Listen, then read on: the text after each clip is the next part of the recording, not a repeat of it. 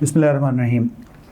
हम बात कर रहे थे basic elements of financial accounting के बारे में, जिसमें हमने डिस्कस किया था अब तक अबाउट एसेट्स एंड लायबिलिटीज़। आज हम तीसरे बेसिक एलिमेंट के बारे में बात करते हैं, जिसे हम कहते हैं रेवेन्यू या इनकम। आपके सामने इनकम की डेफिनेशन मौजूद है। इनकम को डिफाइन कुछ इस तरह से किया गया है: is increase in economic benefits during the accounting period in the form of inflows. किसी भी एक अकाउंटिंग पीरियड में हमारे इकोनॉमिक बेनिफिट्स, लास्ट क्लास में मैंने आपसे कहा था कि फॉर द टाइम बीइंग आप इकोनॉमिक बेनिफिट्स को इसी तरह समझिए, बिल्कुल मॉनेटरी बेनिफिट्स, माली फ़वाइद। तो किसी भी एक पीरियड में, किसी एक specific accounting period, sir specific accounting period से मुराद कि हम जिस पीरियड के अपने पास फाइनेंशियल स्टेटमेंट्स बना रहे हों। हमने बात की थी बिल्कुल जब हम बेसिक कॉन्सेप्ट्स बात कर रहे थे अबाउट फाइनेंशियल स्टेटमेंट्स के एलिमेंट्स के, तो हमने बात की थी कि आपकी एक रिपोर्टिंग डेट होती है जिस दिन आप अपने फाइनेंशियल स्टेटमेंट्स बनाते हैं। सर आप जिस दिन फाइनेंशियल स्टेटमेंट्स बनाते हैं वो दिन आपका कहलाता है रिपोर्टिंग डेट, और जिस पूरे पीरियड के बना रहे होते हैं वो पीरियड आपके पास कहलाता है रिपोर्टिंग पीरियड।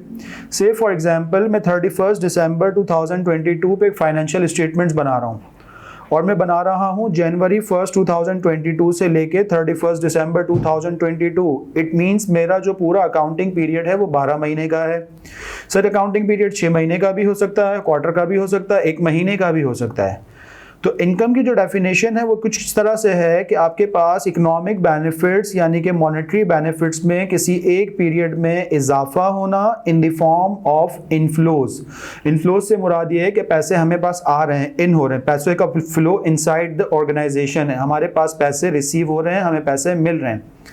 ठीक है, इसमें जो इंपॉर्टेंट बात नोट करने की है वो आपके पास ये है कि जो उसकी डेफिनेशन में वर्ड लिखा हुआ है ड्यूरिंग द अकाउंटिंग पीरियड, किसी एक स्पेसिफिक अकाउंटिंग पीरियड की बात होगी। ऐसा नहीं है जनरल टोटल बिजनेस के रेवेन्यूज की बात होगी, नहीं। बिजनेस तो आप 50 साल से कर रहे हैं, 40 साल से कर रहे हैं, लेकिन मैं जब इनकम की या रेवेन्यू की बात करूंगा तो मैं एक स्पेसिफिक अकाउंटिंग पीरियड की बात करूंगा। सर साल 2018 का रेवेन्यू, इट मींस जनवरी से लेकर दिसंबर 2018।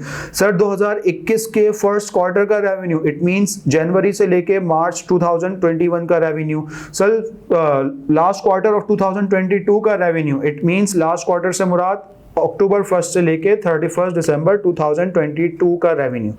तो एक बात याद रखिएगा, जो बात हमने एसेट्स और लायबिलिटीज की डेफिनेशन में देखी थी कि वहां कहीं स्पेसिफिक पीरियड का जिक्र नहीं था। क्यों नहीं था, ये रीजन हम आगे चल के पढ़ते हैं, आगे चल के इसके बारे में हम बात करते हैं। एसेट्स और लायबिलिटीज में हम स्पेसिफिक पीरियड की बात नहीं करते, बट रेवेन्यू में हम बात करते हैं कि स्पेसिफिक पीरियड में आपके इकोनॉमिक बेनिफिट्स में इजाफा होना in the form of inflow. Sir पैसों में, मॉनेटरी बेनिफिट्स में इजाफा कब होगा? जब वो आएंगे, इन होंगे, इनफ्लो होंगे।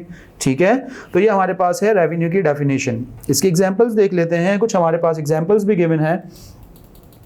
सबसे मेजर आपके पास एग्जांपल है, सबसे बड़ी सेल ऑफ गुड्स। ऑर्गेनाइजेशन जो सर्विस अपने पास सामान बेचती है, जो अपनी गुड्स वगैरह बेचती है, उसके जरिए पैसे कमाती है। सामान बेचती है, पैसे रिसीव होते हैं, इनफ्लो आता है आपके पास इकोनॉमिक बेनिफिट का, it is the one of the source of revenue या इनकम। दूसरी बात सर्विस इनकम। लेट्स सपोज मैं कहता हूं मैं एक दुकानदार हूं, मेरी कुछ शॉप है मोबाइल मार्केट में, मैं सेल फोन्स वगैरह बेचता हूं। तो सर मोबाइल फोन्स को बेचना is the sale of good, मेरी बिजनेस एक्टिविटी है जिसके जरिए मैं इनकम या रेवेन्यू अर्न करता हूं। दूसरी बात यहां लिखी हुई है सर्विस इनकम। सर्विस इनकम से मुराद, सर मैं क्योंकि मेरी बिजनेस जो है वो लेट खुलता है, तो मैं जो है सुबह ये करता हूं कि बच्चों को पढ़ाता हूं। अब जो पढ़ा रहा हूं तो मैं यहाँ पे टीचिंग की सर्विसेज प्रोवाइड कर रहा हूं। अब सर्विस प्रोवाइड कर रहा हूं तो इसके अगेंस्ट भी मुझे पैसे रिसीव हो रहे हैं, तो ये मेरी क्या कहलाएगी? Service income. इनफ्लो हो रहा है इकोनॉमिक बेनिफिट्स का, मुझे पढ़ाने के अगेंस्ट में पैसे रिसीव हो रहे हैं। Third example dividend income. Sir dividend क्या है, इसके बारे में आप डिटेल से पढ़ेंगे, अभी के लिए सिर्फ इतना समझ लीजिए कि लेट सपोज मेरे पास कुछ एक्स्ट्रा फंड होता है, कुछ एक्स्ट्रा पैसे होते हैं, वो मैं उठा के कहीं इन्वेस्टमेंट कर देता हूँ, किसी कंपनी के, किसी बिजनेस के मैं शेयर्स एक्वायर कर लेता हूँ। तो जब कंपनी पीरियड एंड पे अपने शेयर होल्डर्स को जो प्रॉफिट डिसबर्स करती है, डिस्ट्रीब्यूट करती है, उसे हम कहते हैं डिविडेंड। तो डिविडेंड मेरे पास एक्स्ट्रा फंड था, मैंने कहीं इन्वेस्टमेंट कर दी, वहां से जो मैंने पैसे रेवेन्यू जनरेट किया वो मेरे पास क्या कहलाएगी, डिविडेंड इनकम। और लास्ट यहाँ पे एग्जांपल लिखी हुई है, अच्छा ये इतनी ही लिमिटेड नहीं है, ये सिर्फ आपके अंडरस्टैंडिंग के लिए 3-4 एग्जांपल्स गिवन है, ठीक है। लास्ट एग्जांपल है आपके पास कमीशन इनकम, ठीक है भाई मैं कारोबार भी करता हूँ, मैं जो है पढ़ाता भी हूँ, फिर मैंने इन्वेस्टमेंट इन शेयर्स भी की हुई है, सब जगह से पैसे कमाता हूँ, मेरा पेट फिर भी नहीं भरता, फिर मैं क्या करता हूँ, कुछ घर वगैरह बिकवा देता हूँ, फ्लैट्स वगैरह बिकवा देता हूँ, कोई ब्रोकरेज का काम कर लेता हूँ, वहां से भी एक रेवेन्यू जनरेट करता हूँ जिसे मैं कहता हूँ कमीशन इनकम। तो ये आपके पास इनकम और रेवेन्यू की डेफिनेशन थी। नेक्स्ट टॉपिक है इसमें हमारे पास जो बेसिक कॉन्सेप्ट में अबाउट एक्सपेंसेस। सर ये रेवेन्यू का बिल्कुल उलट है। रेवेन्यू का लेक्सिकल मीनिंग होते हैं आमदनी, इनकम के माने होते हैं आमदनी, जबकि एक्सपेंस के माने हैं अखराजात, यानी कि आपके बिजनेस के खर्चे। सर जिस तरह रेवेन्यू में पैसे आते हैं, एक्सपेंसेस जब आप करते हैं तो पैसे जाते हैं। तो रेवेन्यू में आपके पास फंड्स का, इकोनॉमिक बेनिफिट्स का इनफ्लो हो रहा होता है, एक्सपेंसेस में आपके पास फंड्स का, इकोनॉमिक बेनिफिट्स का आउटफ्लो हो रहा होता है, ठीक है। तो एक्सपेंस की डेफिनेशन आपके पास कुछ इस तरह से लिखी हुई है, it is the decrease in economic benefits during the accounting period in the form of outflows. देखिए सर आप जब भी कोई बिजनेस के एक्सपेंडिचर्स करेंगे तो लाजमी बात है, जब एक्सपेंडिचर्स करेंगे तो आपके पास से पैसे जाएंगे, आपके पास से फंड्स आउट होंगे। जब फंड्स जाएंगे, फंड्स आउट होंगे, तो जो आपके बेनिफिट्स हैं, इकोनॉमिक बेनिफिट्स, मॉनेटरी बेनिफिट्स, आपके पैसे, आपके बैलेंस, अकाउंट बैलेंस, उसमें कमी वाक़ई होगी, ठीक है। तो आपके पास डिक्रीज आएगा। और सर ये भी बिल्कुल इनकम की तरह हम एक स्पेसिफिक पीरियड की बात करते हैं, ऐसा नहीं कि जब से बिजनेस स्टार्ट किया तब से आज तक के एक्सपेंसेस, नहीं, एक स्पेसिफिक पीरियड। साल 2022 में आपके बिजनेस के कितने एक्सपेंडिचर्स हैं, साल 2021 के फर्स्ट क्वार्टर में कितने एक्सपेंडिचर हैं, एक स्पेसिफिक पीरियड की बात करेंगे, ठीक है।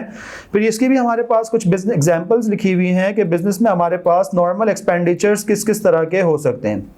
सर जिस तरह हमारे पास सामान बेचते हैं तो हमारे पास सेल ऑफ गुड्स आती है। जब वही सामान बेचने के लिए हम खरीदते हैं तो खरीदना is the expense of our business. हम जब परचेजेस करते हैं तो हमारे बिजनेस में से पैसे जाते हैं, हम सामान खरीदते हैं, हमारे एक्सपेंडिचर्स होते हैं। नेक्स्ट है इसमें हमारे पास सैलरीज एक्सपेंस। आप बिजनेस करते हैं, अपने पास बहुत सारे लोगों को एम्प्लॉयमेंट्स पे रखते हैं, मुलाजमत पे रखते हैं, तो महीने के आखिर में आपको उनकी रेम्यूनरेशन पे करनी होती है, उनकी सर्विसेज के अगेंस्ट कुछ पे करना पड़ता है, तो आपके बिजनेस का एक्सपेंस होता है सैलरीज एक्सपेंस। इसी तरह एक एग्जांपल लिखी हुई है एडवर्टाइजिंग एक्सपेंस। आप अपने बिजनेस की एडवर्टाइजमेंट के लिए, प्रमोशंस के लिए, मार्केटिंग के लिए मल्टीपल चैनल्स यूज़ करते हैं जहां आप अपने बिजनेस के एडवर्टाइजमेंट चला रहे होते हैं।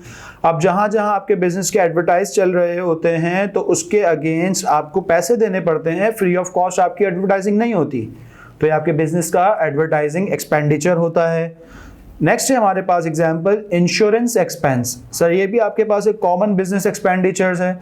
आपके बिजनेस के कुछ एसेट्स हैं, आपको ऐसा लगता है कि फायर की सूरत में या किसी भी डिस्ट्रक्शन की सूरत में वो ख़राब हो सकते हैं, तो रिस्क सिक्योर करने के लिए आप उनको क्या करवाते हैं, इंश्योर्ड करा लेते हैं, अपने बिजनेस के इंश्योरेंस करा लेते हैं, तो उसकी आपको पीरियोडिक कुछ पेमेंट्स करना होती हैं, तो ये भी आपके बिजनेस के लिए वन ऑफ द एक्सपेंडिचर है।